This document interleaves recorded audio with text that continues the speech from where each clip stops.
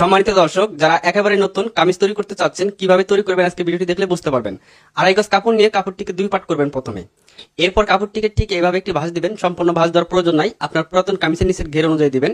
এরপর পুরাতন কামিজটি সুন্দরভাবে বসাবেন। বসানোর পর মাঝখানে একটি ভাঁজ করে দিবেন। দেওয়ার পর এইভাবে আটকানো অংশটাকে মিল করে রেখে সুন্দর করে পুরাতন কামিজটাকে বসিয়ে নিতে হবে। খুব সুন্দর করে মিল করে বসানোর পর এই হাতার আরমহল এখান থেকে ঠিক এইভাবে এই পুরাতন কামিজের যে মাপ আছে সেই মাপ অনুযায়ী মার্জিন করার পর সেলাই মার্জিনের জন্য আরো 1 ইঞ্চি করে সাইডে বাড়তি কাপড় নিয়ে নেবেন। লম্বার মাপের থেকেও নিচের দিকে বাড়তি কাপড় রাখবেন। এখানে একটা মার্জিন করার পর সেলাই মার্জিনের জন্য নেবেন ঠিক এইভাবে। আর এখানে যে গলাটা আছে আমি এই গলাটাই দিয়ে দিব, এখানে গোল গলা দিব, আপনি চাইলে যে কোনো গলা দিতে পারেন।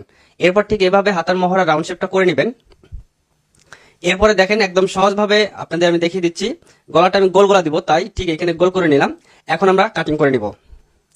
এভাবে গলাটাকে আবারও বসিয়ে নিয়ে এখন আমরা কাটিংটা শুরু করব। সম্পূর্ণ ভিডিওটি দেখতে থাকেন। যারা একেবারে নতুন, দর্জি কাজ কিছুই বোঝেন না অথচ কাজ শেখার আগ্রহ আছে, তাদের জন্য এই পদ্ধতিতে কামিজ তৈরি করবেন।